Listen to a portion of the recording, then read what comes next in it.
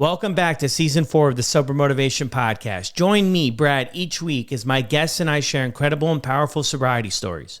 We're here to show sobriety is possible, one story at a time. Let's go. In this episode of the podcast, I'm joined by Matt, who shares growing up in a challenging environment due to constant relocation, his struggles with alcohol, and his eventual path towards sobriety. Matt discusses his early experiences with alcohol and other substances during high school and college, how working in the restaurant industry further fueled his addiction, and the impact of his drinking on his family life. Matt opens up about significant events in 2023 that led him to reevaluate his relationship with alcohol. He reflects on the importance of acceptance, gratitude, and support from loved ones in his journey. And this is Matt's story on the Sober Motivation Podcast. Great to have you again for another podcast here. It was awesome to connect with Matt, and you'll understand why in the story, and where he's at now is just incredible. I want to mention, though, if you're enjoying the podcast, you love the podcast, you want to support the podcast, here's an opportunity for you to do so.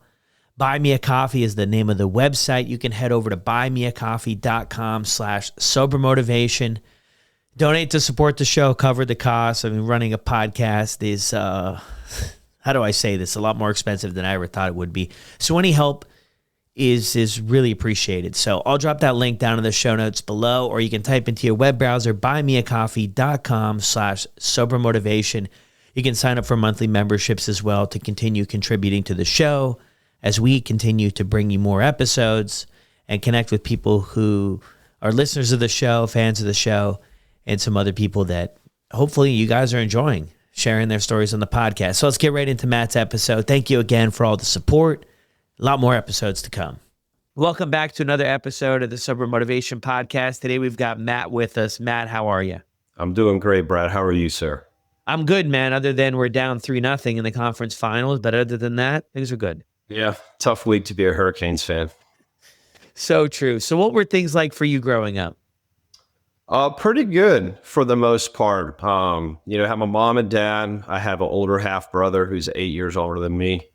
He's been with me since day one, so I don't really look at it that way. But I guess by technical definition, that's the way it is. But it was good. My dad worked like in corporate America, kind of like in the food service industry. So that led to a lot of relocation growing up, which was challenging. By the time I was 12, I lived in 5 different places.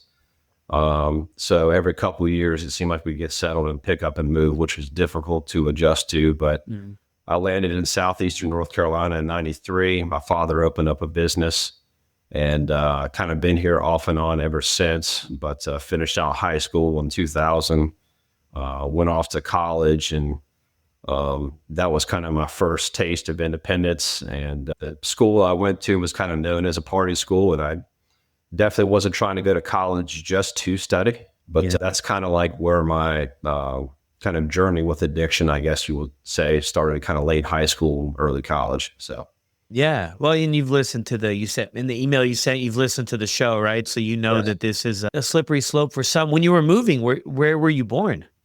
So I was born in Charlotte, North Carolina. Okay. I was there for about 5 years, and then we went out to the Midwest, to Kansas for 3 years. I was in Georgia for 1 year after that, South Carolina for 3 years after that, and I ended up in southeastern North Carolina in 93. So what sort of challenges as you go through that, were you facing? You know, I mean, I'm just picturing here too, because I made a big move all the way from Canada down to Texas. And to kind of get back into the flow and meet people, it's difficult. What was it like for you? It was tough just because every time that you felt like that you had settled somewhere and you kind of built a good network of friends, my dad would sit us down and tell us that, we were relocating, and it was tough, especially when I got to North Carolina, or back to North Carolina in 93. I was going into 7th grade, and, we moved in the summer, and I absolutely hated it here because I didn't know anyone. And, going into middle school is tough enough as it is, but when you go in as somebody that doesn't know anything about the surroundings or the people, it can be difficult to acclimate to that. So that was a challenging time for sure. Yeah. Did you talk with anybody about that, or more of a internalizing it?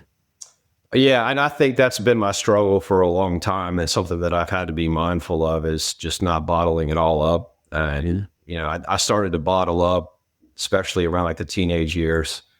And that led to kind of like some behavioral issues with school, acting out, trying to be the class clown, trying to fit in Yeah. and not taking school seriously. And it kind of came to a head when I was in high school.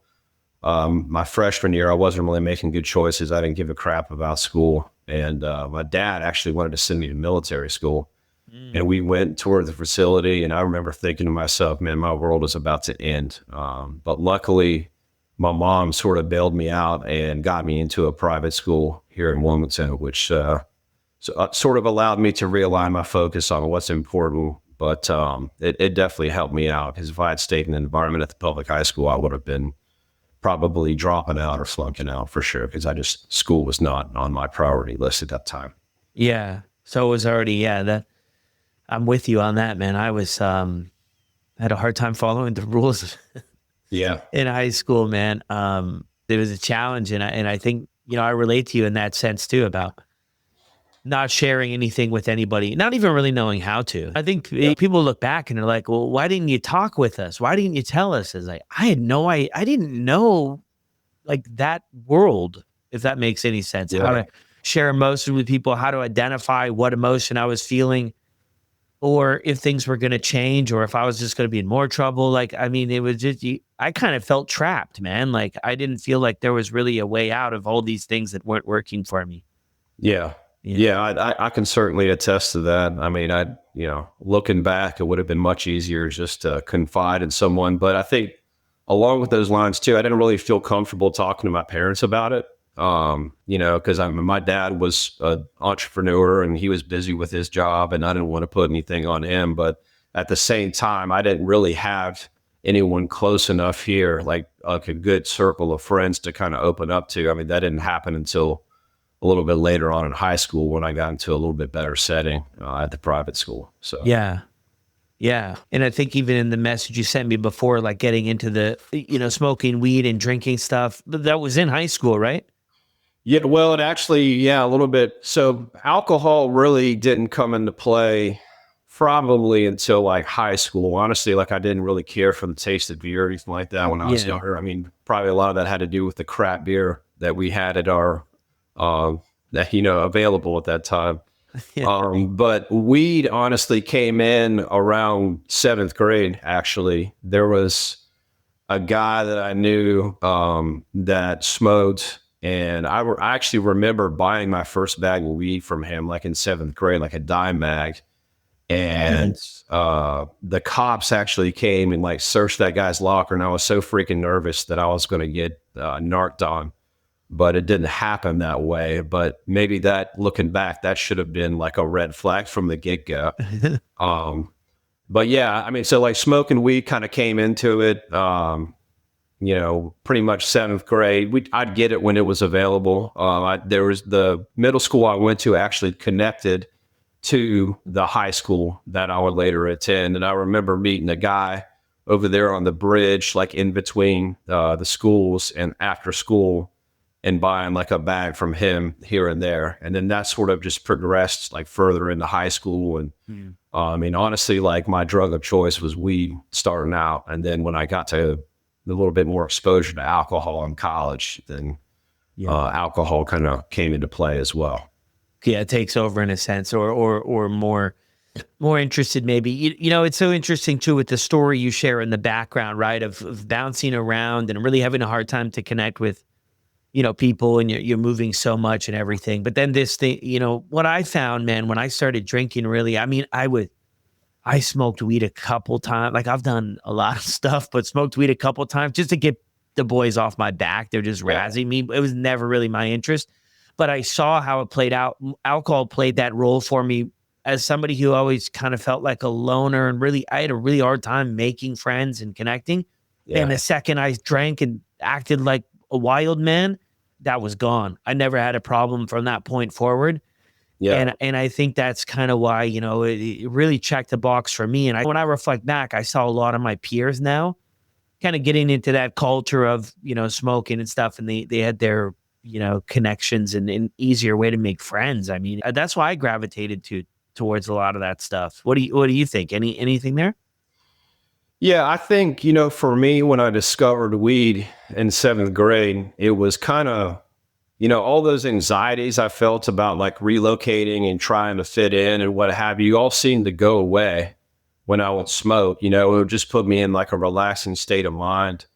And, I was a big skateboarder growing up, and like that lifestyle, good or bad, uh, weed was definitely a big part of it. Like I was into hip hop, and, every other song mentioned weed. So it was kind of like in my culture of like the circle of people I sort of ran around with. And at the time, it was all kind of fun and games. I mean, I had a few run-ins, with the law. Unfortunately, I got busted my freshman year smoking weed in the dorms, and that was stupid. I remember my dad finding out because attorneys were sending letters to our house to represent me, and that was not a pleasant conversation because he just saw that the potential that I had and felt like that I was squandering it with just making poor choices and getting myself in conundrums that could definitely affect me, as far as like, graduating school, getting a job,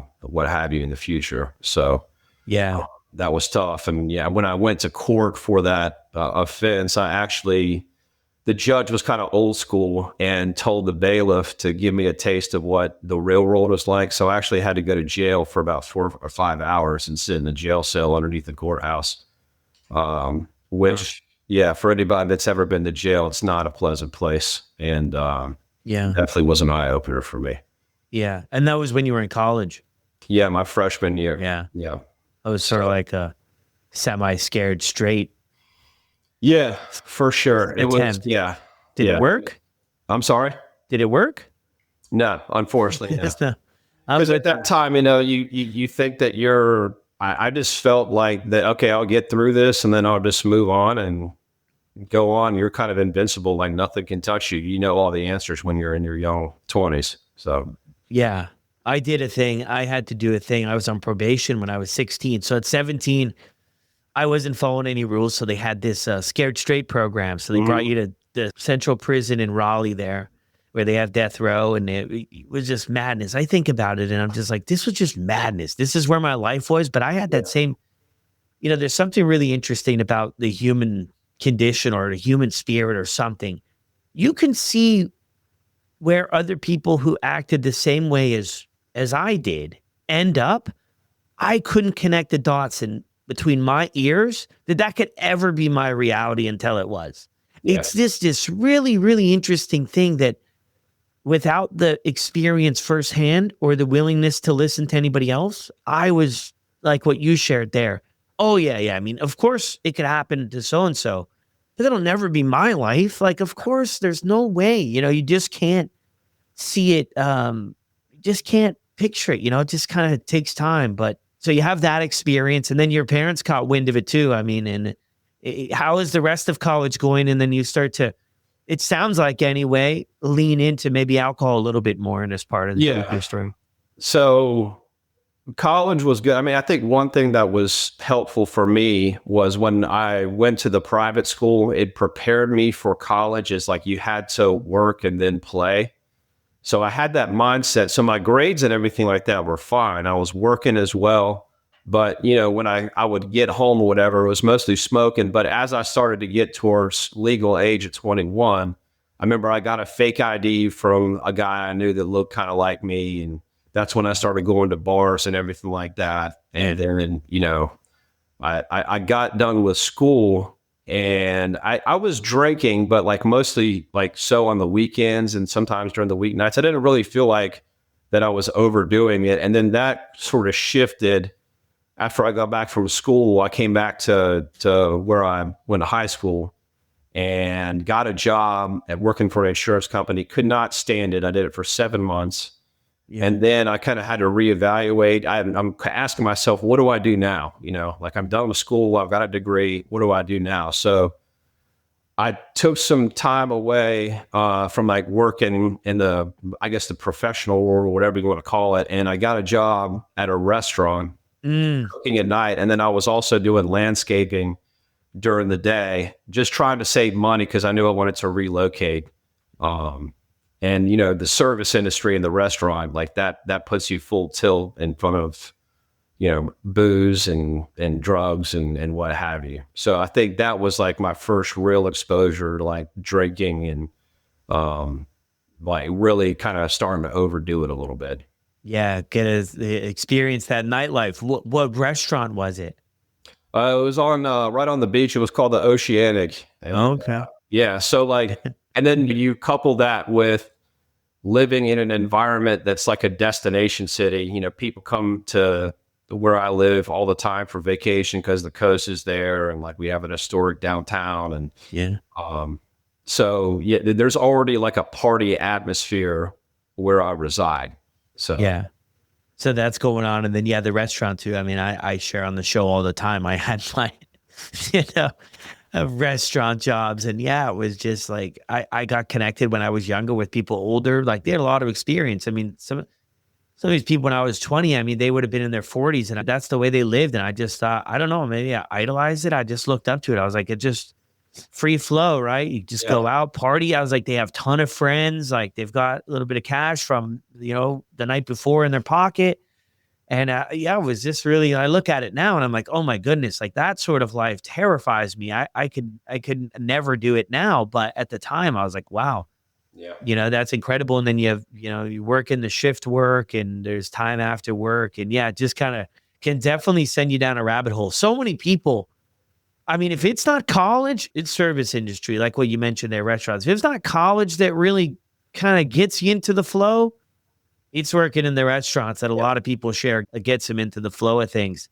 How is life outside of this work and everything going for you at this time? Like, how old are you? 20 something? 20 to Yeah, 20? I'm in like 22, 23 at this Yeah. time. And honestly, my focus was just to kind of save money. I mean, luckily I had my kind of nose to the grindstone as far as like just trying to save money, everything like that. But on the flip side, I was like going out and partying and everything. And Mm. in '06, I saved up a bunch of money and to where I had enough to get started. And I decided on Charlotte, North Carolina. So to kind of go back to my roots. And I went out there. I ended up getting a job through a mutual friend. Ended up meeting my wife through the same mutual friend. So I'm kind of indebted to her, for a lot of different things. But the company that I started working with at that time definitely employed a lot of younger people. It was a fun environment. It was a very challenging job, kind of like in the fleet industry. But it was certainly a culture of work hard, play hard. So, mid 20s, I'm in a new city, big city with a lot going on. Mm. And it was, work 50, 60 hours a week. And then on the weekends, go tear it up with my friends. And like that sort of is the segue into like alcoholism for me. Like I didn't see it at the time Yeah. because, you're in your 20s and you think to yourself, this is what 20 somethings do. They work hard and they go out after that and have some drinks and have a good time and then do it all over again Mm. the following week. And I at the time, I didn't see that I had an issue because everybody around me was doing the same thing and, Yeah. no problem. But like looking back, that was really sort of the catalyst that allowed me to realize that further down the road that full blown addiction for sure. Yeah, that's when you notice things starting. A lot of people share too that they always feel like at the time we had no idea. Good point there, because when we're going through it, I mean, we don't know. We're surrounding ourselves. I did anyway on purpose, I think, with other people that were doing it. Like, I didn't want to hang out with people that weren't drinking and then I'm drinking. Like that's nobody, I mean, they probably weren't interested either in the way I was drinking. But a lot of people share when they look back at things that they notice they drank different maybe from the beginning than people around them. Yeah. Any relation to that or anything or no?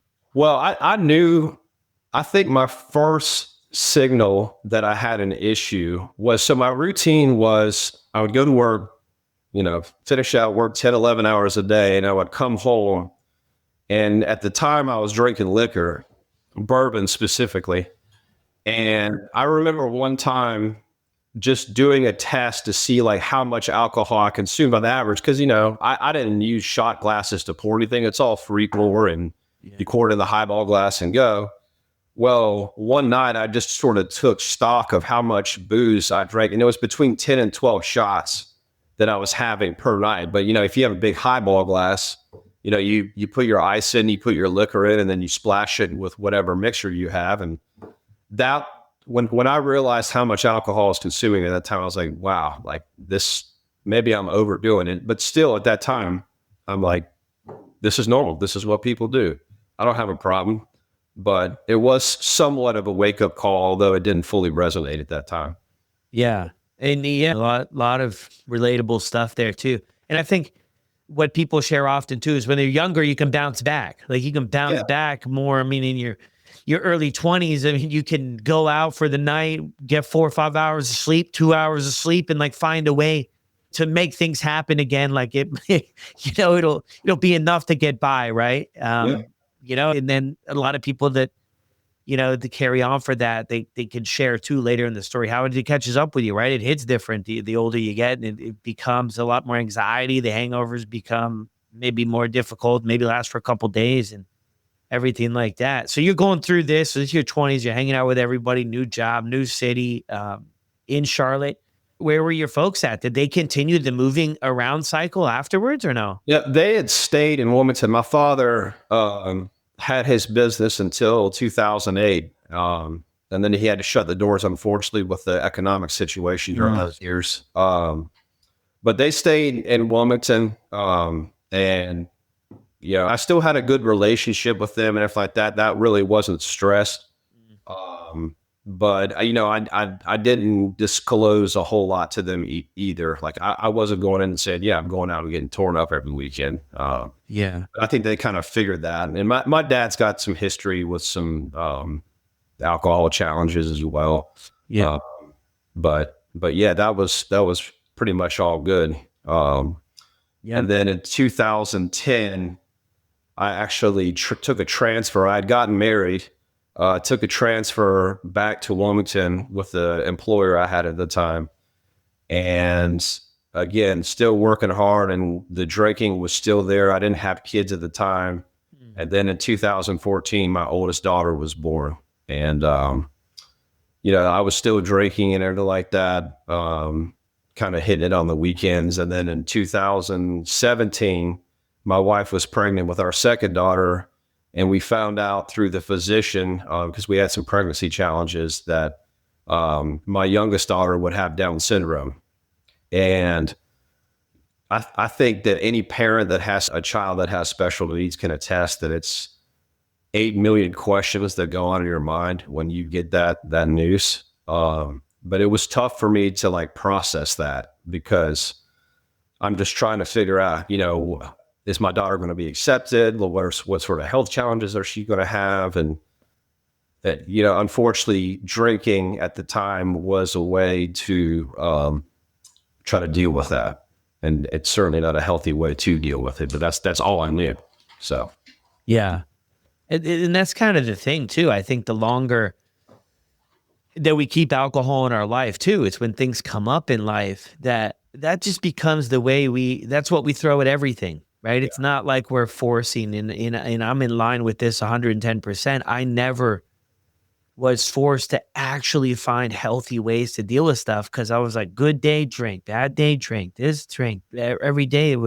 For me anyway, at the end, it's just the way it was. I didn't know any other like ways to work through how to deal with difficult situations, stress, overwhelm, unknown. So 2014 is when you first become a father. Yep. And what was that experience like for you? I mean, just unbelievable. Like I said, we had some pregnancy challenges in the past, and my wife, we had fought through together to make it happen because we always wanted children. But the birth of my oldest daughter was certainly one of the most rewarding experiences. And I think in a way it was sort of allowed me to think outside of myself, and really see just how beautiful of a moment this was. And I'm forever grateful to have beautiful kids that are just wonderful. But I think that little did I know that it would have provided the motivation for me to start to reevaluate how I was approaching life and what I was doing, and Yeah. just to reevaluate the decisions that I had made, especially from an addiction standpoint. So, Yeah. but Yeah, no, makes sense. I mean, I think once, kids come into the picture, it's like that, I mean, you got somebody else out there relying on us, yeah. and definitely for me, man, can make us question, some things, right? What was you drinking like, man? Was it just on weekends or was it creeping to during the week or no? So at that time, yeah, it was during the week. But weekends were certainly, full throttle. I was drinking, my drink of choice was at vodka at that time. Yeah. I can remember going to the liquor store down the road, and I call this inventorying because it's something that I've sort of re-examined. Hmm. But I always had to check when I went to the house. I wasn't going out so much. It was more so just, go to the house and pour some drinks after work. But I can remember specifically on like Thursdays or Fridays, I had to take stock of what I had available to me Yeah. to make sure that I had adequate liquor to get through the weekend. And if I had to stop during the day at the liquor store, then that's what I had to do. But I did that for a while, and then I quit drinking liquor probably in my late 30s, just because it was getting to be too much. I mean, I realized that Mm. I was definitely overdoing it, but again, I didn't see the clear picture, and I just sort of transferred the liquor from going to either beer or like the seltzers or whatever that they have now, which Yeah. it was just a substitute, really. So Yeah. what's the Just, difference between 6 shots or 12 beers? Not much. yeah. Just a little bit of a shift of, what it's going to be. Anything coming up for you in this part of your life as far as like consequences? I use that term loosely, but anything that you're like, are you talking to yourself about maybe I should cut back? Is that sort of where the liquor thing came from? Are you aware of sort of Yeah, sure? I mean, I think I was trying to rationalize in my mind. Part of my kind of mind is telling me that no, you don't have a problem. You're just doing but then there's other sides of it where I'm like, well, I'm getting blackout, and I need to, slow it down. So I sort of pivoted to doing just my drinking on the weekends. But again, that inventorying came into place because if it was Friday and we only had 7 or 8, cans of whatever in the garage fridge, I need to make moves to go get more so I, could be at the place. And I think for me, I realized that when I put it, there's people out there like my wife that can have a glass of wine and she's good. Yeah. I can't do that. I have that first drink or the second drink, and then I start feeling the buzz, Yeah. and then I got to chase it.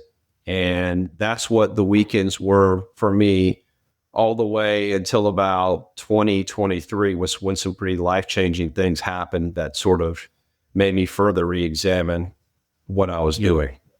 So, Yeah. Yeah. And that's, when we're on this side of things, you can see it clear as day about, I can anyway. And you bring up there with your wife, right? And I think on this side of the things, we can see clear as day, like how we were drinking different than other people around us, to where some people have one or they don't even finish it. Some people share in some of these meetings I host about their partner or their friend or something. They're not even finishing their drink. And it's like, wow, this like to us, it's like, oh my goodness, like, come on, that's not going to happen. It's even hard to kind of even comprehend it at times. Um, how were things? Because when your youngest daughter was born, how was that? it was a lot. I mean, there was multiple things happening at that time. We were worried about her birth and how that would go, and then we were going to like a basically like a specialized doctor for the pregnancy because it was high risk. And they found out that my daughter had a VSD, which is a heart defect. It stands for ventricular septal defect. And a lot of individuals with Down syndrome, about half have some sort of heart defect. So, we're looking at that too, wondering if our daughter's going to have open heart surgery. And there was like an emergency C-section scheduled for her birth. And it was tough because I was worried about my wife. I'm worried about my daughter. And then, you couple that with work and then my oldest daughter, and there was just a lot of things happening at that time. And it was difficult to manage because, again, I'm just worried about so many different things and my daughter's health situation. It was really taxing for sure. Yeah. Wow. That's a lot, man. Yeah. That is a lot. How were you able to kind of weave your way through all of this? And unfortunately, not in the healthiest of ways. I was sticking to what I knew, and that was coming home and drinking on the weekends. I mean, I probably sort of turned it down a little bit at that time to kind of give some extra focus to my wife, and as we're sort of navigating that situation. But still, I was reverting back to drinking and just sort of try to disconnect because it gave me a little bit of relief. But now I know the next morning I'd feel like crap and those issues would still be there. But at the time I just couldn't see it. So just trying to find that escape for now from things. You kind of hinted at 2023 there. How did things look for you then? So I had two pretty large things happen at that time. A childhood friend, a guy that I knew from South Carolina that we somewhat had lost touch, but our families were still tight. He passed away a few days shy of his 40th birthday from alcohol-related liver failure. Wow. And then I also, a really good friend of mine here in Wilmington, his younger brother had struggled with opiate addiction and had been clean for about 7 or 8 years. But unfortunately, he relapsed and got a batch of fentanyl and passed away. Wow. So those were two really monumental things that happened that year that was the beginning of me starting to reflect a little bit further to myself and my own challenges with addiction. So that was a lot. Yeah. Were you aware of your one childhood friend there that the drinking was in his life like that, or no? So we had somewhat lost touch. He lived in a different state, and we would still kind of communicate every now and then through text message or what have you. But no, I didn't know the magnitude of what he had been dealing with. But in discussions with mutual friends that we had, I learned that, he had struggled with alcohol for quite some time because we went to separate colleges. So I didn't really get to see him as much as I would have liked during the college years. But, it got to the point where with him to where, he was having some serious medical issues and they were trying to diagnose it. And it came back to just his overuse of alcohol causing liver failure. And unfortunately, he didn't make it. So, wow. So this is kind of a time of reflection for maybe where things are at with yourself. What does that look like? So I started to kind of reflect a little bit more about the choices that I was making and the level of drinking. And I would say the first thing that really happened that caused me to really re-examine things was my brother had his 50th birthday, and I went down to South Carolina to go celebrate with him.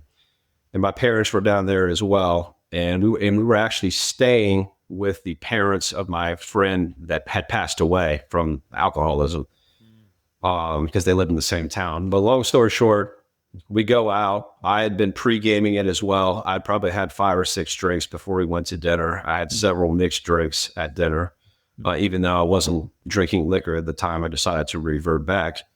And the night went on, we went out, and I barely remember getting an Uber and going home that night with my mom. It's just snippets of memory of what happened the night prior. And Anyway, I woke up the next morning in the guest room of, this house. Didn't quite remember getting home. The first thing I did was look for my wallet, my cell phone, because I thought I had left it at the bar, one of the last bars we had been at. And I felt like death and was just out of it. And I made the call at that point that I needed to go home. So it was about a 4-hour drive. I got in the car, said goodbye to my parents and, the folks we were staying with, family, friends, and got in the car and drove all the way back and just thought long and hard about the choices I had made, getting blackout drunk, not remembering things. And like, what did that look like to my mom? Because my mom even had mentioned, I talked to her later in the day. She said, you really had no idea what was going on last night, did you? And yeah, you're right, Mom. I really didn't. And that was the first real eye opener for me that I was definitely going down a bad path for sure. Yeah. And was that like the first time, or was this I don't know if regular is the right word, but was blacking out and stuff like something you experienced before? Yeah. Yeah. I mean, if we'd hosted parties at my house, like I have a big college football party, on Labor Day weekend every year to kind of kick it off. And there was events like that where, you just drink all day, and then it would end up being, where's Matt at? Oh, he's passed out in bed or whatever. So there was numerous circumstances prior to that where, again, it's just like chasing that feeling. Like I get 2 or 3 drinks in me and I just got to keep going and chase that feeling to the point to where eventually I'll just black out or, pass out somewhere. Yeah. So do you ever feel like because you mentioned that a couple of times, like chase that feeling. Do you ever feel like you get to it again? Like I feel like the first time I drank, I was on cloud 9, man. It was beautiful. I mean, it was just like this great experience. And I mean, we got into it. We had a ton of fun. And I feel like maybe in one way or another, I was looking for that to happen again. And then as time went on, and I look back now and I'm like, man, like that euphoric feeling of kind of everything just releasing. Like maybe I experienced it again, but it wasn't like for hours. It was maybe for minutes. What was your experience with that? Like of this thing you're after? Well, I think one thing, as you alluded to earlier, like the hangovers just get nothing but worse as you age. And I didn't realize at the time, but I mean, I'd get up and I just feel like hot garbage. And, it was rough. But yeah, the effect of alcohol it wasn't what it was when I first started drinking. When I first started drinking, it was fun.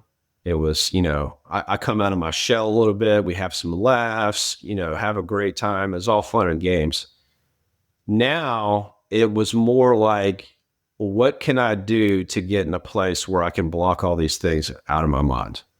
And it just wasn't healthy at all. And I was just overdoing it. And I just wanted to get to the point where I was so drunk that, I'd go to bed and then start over the next day. Yeah.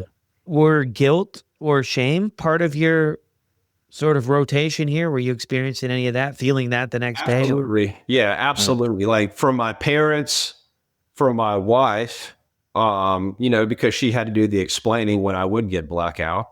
And then there was a situation that occurred prior where my oldest daughter had a birthday party at the house. My best friend, his 2 kids were over there, and his father came to pick them up from the party. And I was 3 sheets to the wind. And this is a man that like I have nothing but respect for, that I've known for, 30 years almost. And he could see that I was torn up, and it bothered me. It really bothered me the next day, because this is like a family friend, someone I really care about.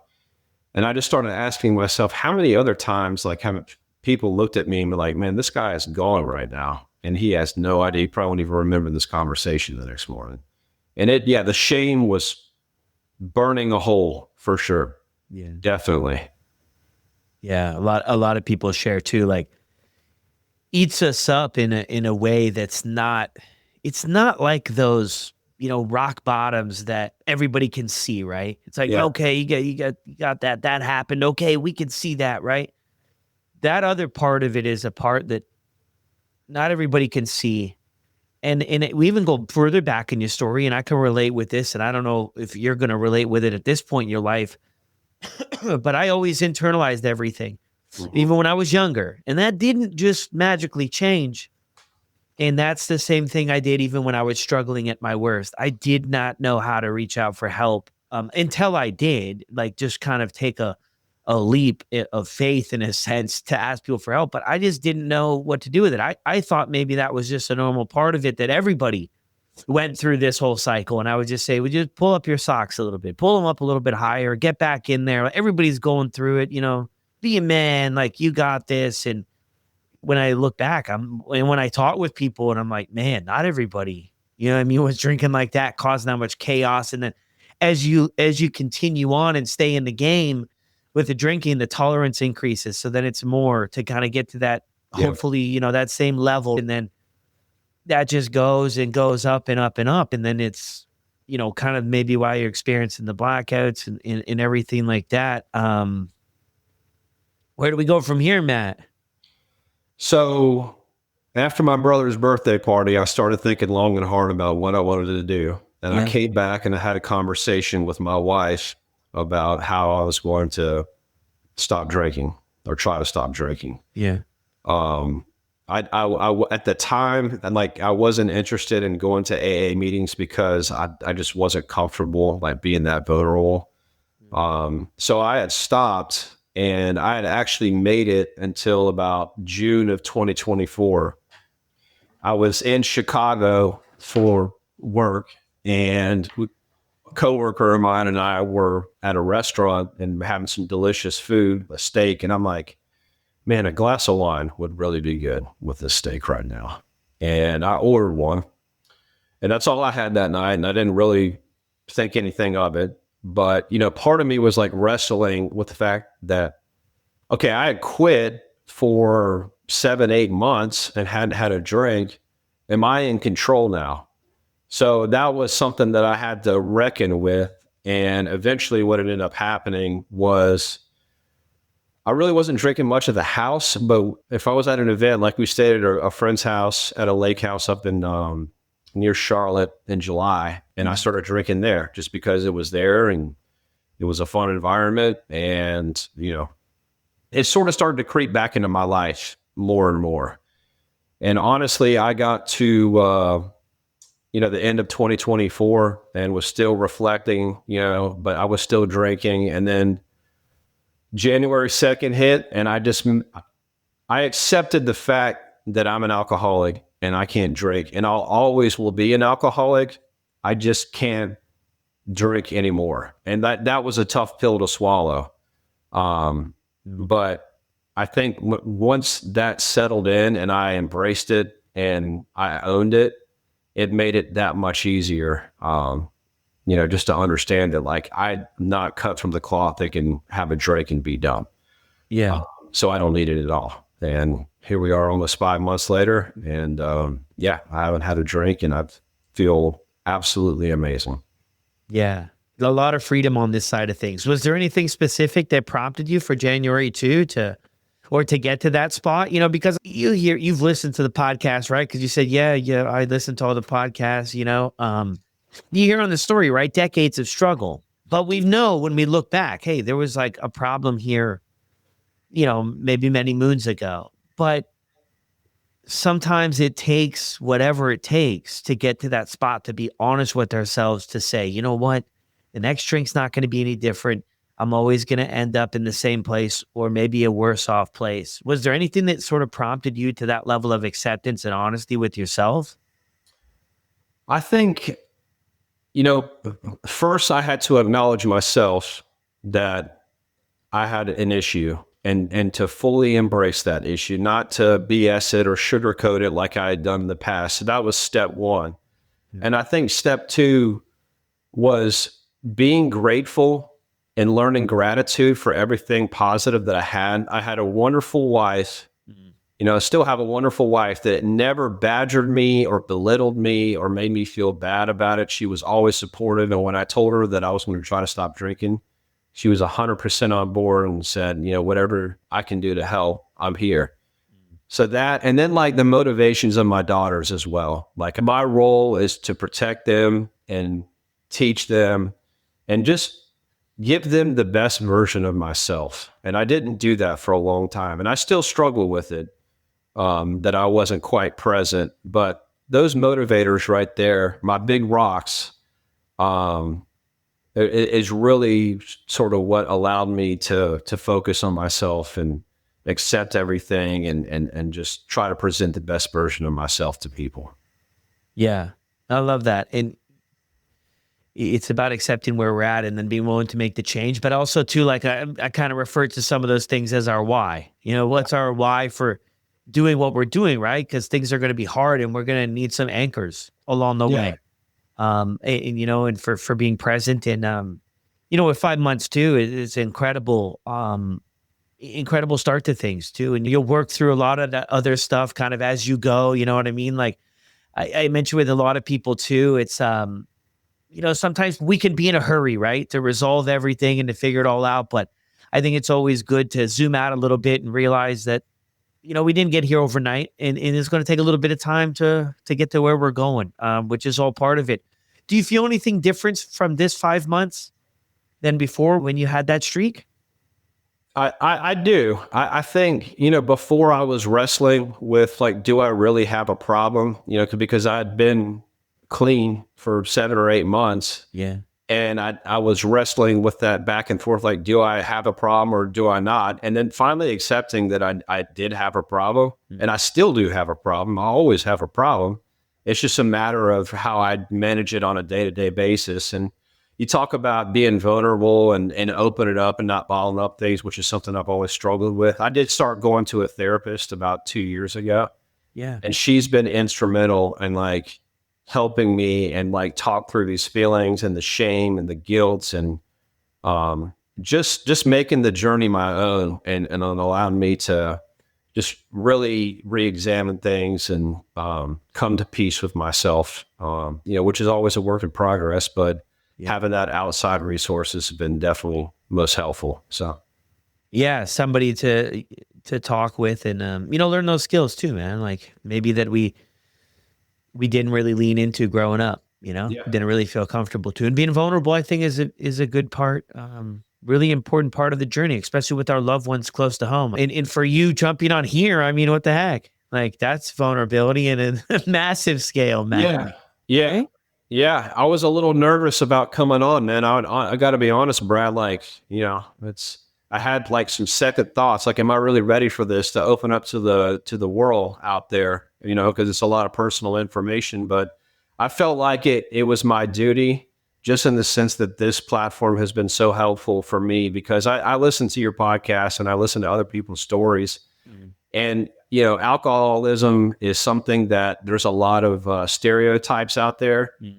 And, you know, you listen to your guests and it hits everyone, you know, not to the certain same extent, but I found a lot of just hope in listening to, you know, other folks' stories out there. It's really inspired me to do better and to focus on me and my journey. So, Yeah. Yeah. And it's so true, man. There's a lot of stigma. There's a lot of what it should look like. There's a lot of what we see in the movies. There's a lot of this, but I mean, it's a lot of people struggling with alcohol are hiding in plain sight, you know, just like we once were, man. I mean, yeah, there was a time where everybody thought it was normal, but when I was going to the fridge, they thought I was getting one, I was getting three. yeah, They didn't know. Like, I mean, I was even probably fooled myself for some time too and thought, I was like, yeah, everybody's doing that. Nobody else was doing that, Brad. You know, and I think breaking down those walls and those barriers within ourselves too, and also accepting our stories and our journeys for where they are. You know, like it doesn't have to get this bad. It doesn't have to look like that. We can make a decision at any time to turn this around. I heard one of the wildest things that I probably ever heard in my life the other day about the longer you ride the train, the more expensive it is to get home. And I didn't and I related that to this journey because not that it's going to cost us money necessarily to get sober, but that it's going to require effort and work. And the longer we ride the train, maybe the more effort and work that we have to put into it type deal. So what I took away from the second part of that is like, if we have an opportunity to get off, like closer to our stop, let's take it. Because this thing doesn't get better, man. You've heard the stories. Yeah. It doesn't get better. The other thing you shared that stood out with me is that you're having second thoughts. And dude, I have second thoughts every day about what I'm doing. Every single day as my kids grow up and everything is out there. And, I'm just like, I have second thoughts, but just do it anyway. Sometimes it's scary, but one of my earliest mentors always told me that it might never be the right timing or ready or feel comfortable, but you got to start anyway. You got to just get after it. And it's always kind of stuck with me, with sobriety and with other things in my life, that usually the more uncomfortable I am, the more potential for more growth in my life. Loved having you, Matt. Yeah. Thank you so much, Brad. It's been great. And, I'll tell anybody out there that, everyone's journey is their own. There's no wrong answer. We all want to get there. Some take longer than others, but, own it. Give people that you care about the best version of yourself, because, that's important to you and the people around you, and just be grateful. And I'm grateful for every day that I have with my family, my friends, my daughters. And it's been life-changing for me. And, I'm just so grateful for it. Yeah, man. And that's beautiful. Was gratitude at the forefront of your life prior to this? No. I was more the glass is half empty guy. Everything happening to me, a lot of it was self-imposed just from the decisions that I was making. But I'm so blessed in so many different facets, but it's taken me a long time to wrap my brain around that. But it's all about perspective, and the attitude that you bring to the table. Like, you either lift people up or you bring people down. And unfortunately, I was bringing people down through my actions. And it's something I try to be mindful of every day, is, again, to present the best version of myself and lift people up, because you never know what people are struggling with. And if you can lift them up, then, you can help them along the way as well. So, yeah. Well, that's so important too. Yeah. I mean, because we look at our own stories. I mean, we were struggling, and who knew, right? We just kept it so quiet. So in interaction with others, just being mindful of how good things can possibly look on the outside and how much of a struggle and internal battle can be going on. What is your wife, think about everything? I mean, you mentioned there too, supportive, and you got good feedback, but I mean, is there anything else to that side of things? she still drinks at the house, but she's never had an issue. Again, she's the one that has 2 or 3 glasses of, wine here and there, which I could never do that. But, she goes out of her way to ask me, like, if, we don't want alcohol in the house anymore. And I think that it's important for it to be there, because it's a good control for me that, alcohol is going to be around everywhere, where I'm going to a wedding, a restaurant, whatever. But no, she's been my rock. She's just been so helpful and supportive and never judgy. And I put her in some pretty precarious positions sometimes through my drinking. And I'm just grateful that she stuck by me and, had my back the whole way. And I'm forever indebted to her. So, yeah, beautiful. And it's interesting too, you mentioned that, like, there's an expression that goes around that alcohol wasn't my problem. It was my solution to a problem, or something else, right, going on. I mean, I use the word problem loosely, as it could, go in a bunch of directions. It is so interesting, because I look at my life now, and some people are like, well, is it uncomfortable to be around alcohol and blah, blah, blah, blah, all this stuff. And I'm like, no, in my life today, no, because that was never my problem. My problem is what I see in the mirror. I got to a spot in my life where I hated what I saw in the mirror, and I didn't recognize who I had become. And that's where I had to make the internal changes and the growth. Like, if it wasn't alcohol, it was something else. If it wasn't something else, it was something else. I was just interested in getting outside of myself. yeah. And I used these vehicles, substances of different categories at different places in my life to get outside of myself. But once I started to do the work on the inside, like what you mentioned, me with the therapist, and getting vulnerable and being honest and accepting, this is my life, and going through all of these processes, it's not bothersome, Yeah. It's great. It's great. I mean, just the amount of internal reflection I've had over the last 2 years, and for being in a clear mind too. Before, but the mind was kind of cloudy and fuzzy, and I was doing myself a disservice.